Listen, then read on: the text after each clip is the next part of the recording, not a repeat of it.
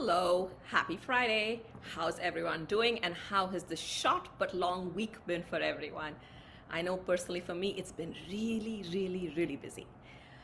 And today we're going to uncover and talk a little bit about something that we all experience, maybe in a day, maybe in a week, in a month, but definitely in a year.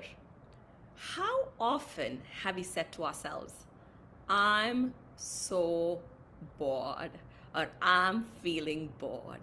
You know, this feeling of boredom has now become the new stress of our generation. We don't like feeling bored. We cannot manage feeling bored. The moment the mind is even a little bit bored, we find ways to distract ourselves, go into Instagram. Our phones are some of the best ways for us to avoid boredom. So we're going to look a little bit into boredom. You know, this week, actually last week, I was traveling with some friends and we were in a car and we had some kids with us. And I remember in the middle of a journey, which was a long journey for kids, you know, this little one is like, throws a little bit of a temper tantrum and he says, I'm so bored. And I was thinking about this, you know, as kids growing up many years back, we didn't have the kind of distractions we have right now. We didn't have the phone. We didn't have, you know, your iPad. We didn't have any of it. And I remember going on these long car rides and long road trips or even train journeys, because it wasn't planes at the time, where it would actually take us 2 days to move from one city to another, and finding ways to maybe entertain ourselves.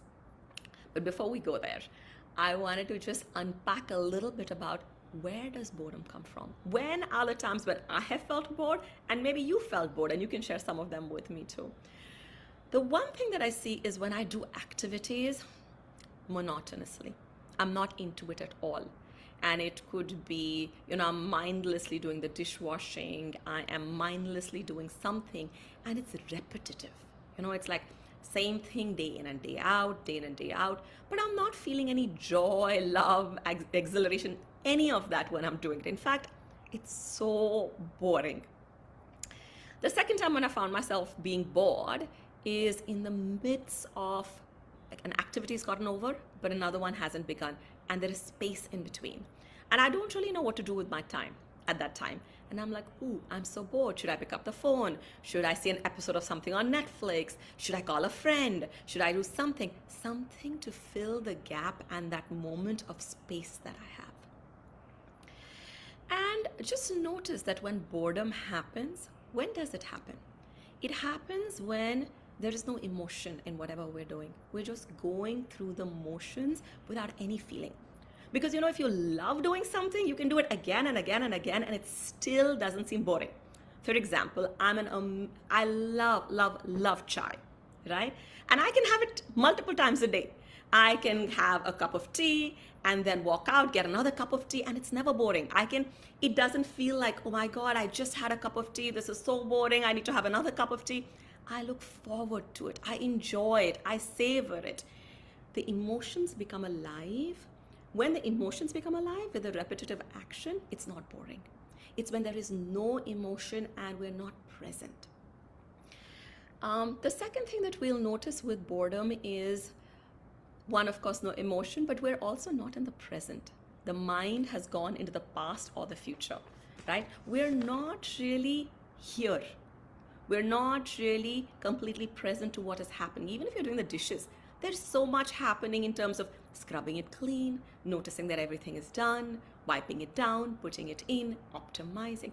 You know, if you can be 100% in the moment, it is not really possible to be bored, right? So boredom normally happens when either emotions have dried out, there is no emotion behind the activity that we're doing, and we're just not engaged. We're just like robotically going through the motions. We're in our head. You know, normally boredom doesn't happen if you're in our heart. It happens when we're in the head, because the intellect and the mind gets bored.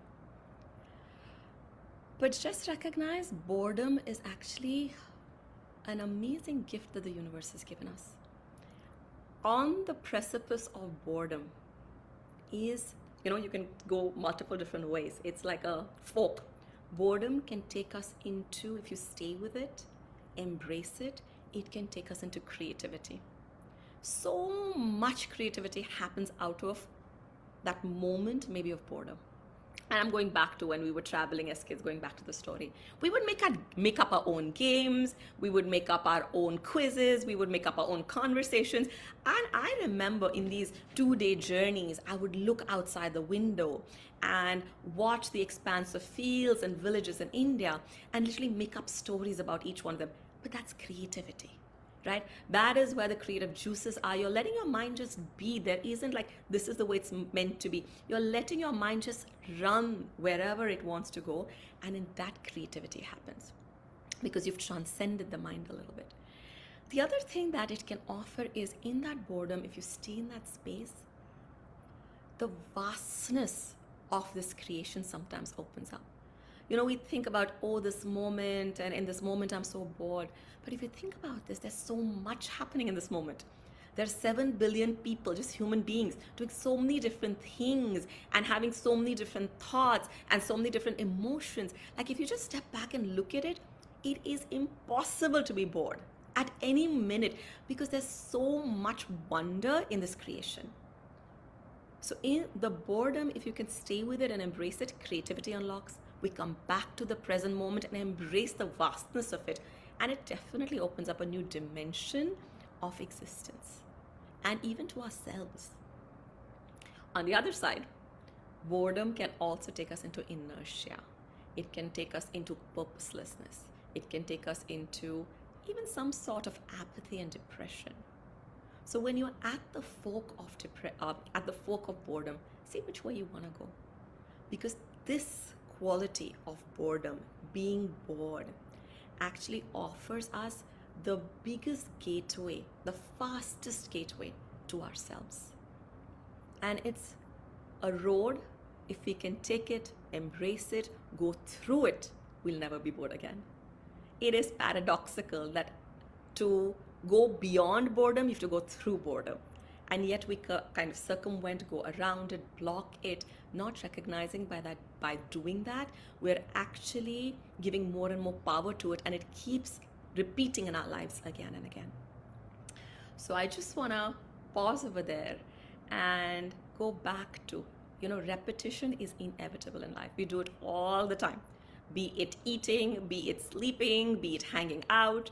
But repetition becomes boring only when we don't have emotion or joy or some emotion associated with it. Repetition with emotion is actually freedom. It's exhilaration, it's joy, it's bliss.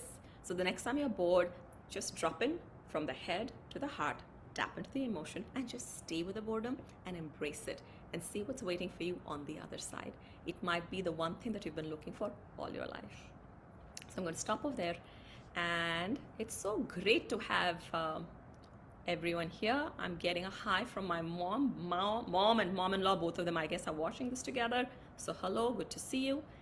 Are there questions that you have on boredom and what gets you there and what gets you on the other side, and any thoughts about boredom? I would love to hear from you. Or if you have any questions, it might even tickle me a little bit and make me wonder and ponder about things. So I'll just pause because I believe there's a little bit of a time lag that happens with Facebook Live. I have, oh, hello. I'm seeing a couple of waves, a couple of hearts. It's good to see everyone. Okay. So if there isn't anything about boredom, and any thoughts that you want to share or questions, the one thing that I would say is stay with it, embrace it, and move through it to a place where there's never boredom ever again. So on that, enjoy the weekend, and we'll see you again next Friday, same place, same time. And if you have any thoughts, questions, or topics you are pondering about around adulting joyfully, let us know. So Supriya is saying, totally agree with you, but it's difficult to live through it. Yeah, it's very difficult to live through it. The question for us is, do we want to live through it once and go to the other side? Or do we want it to keep coming up again and again and pushing it under the carpet? And recognizing that if we keep distracting ourselves away from it, it's still there. So just adding love to whatever you're doing takes boredom away and takes us into love. But it's a great comment, and yes, it's difficult. That's why we distract ourselves constantly from it. So I'll see you again next week. Till then, stay happy and adult joyfully. Bye.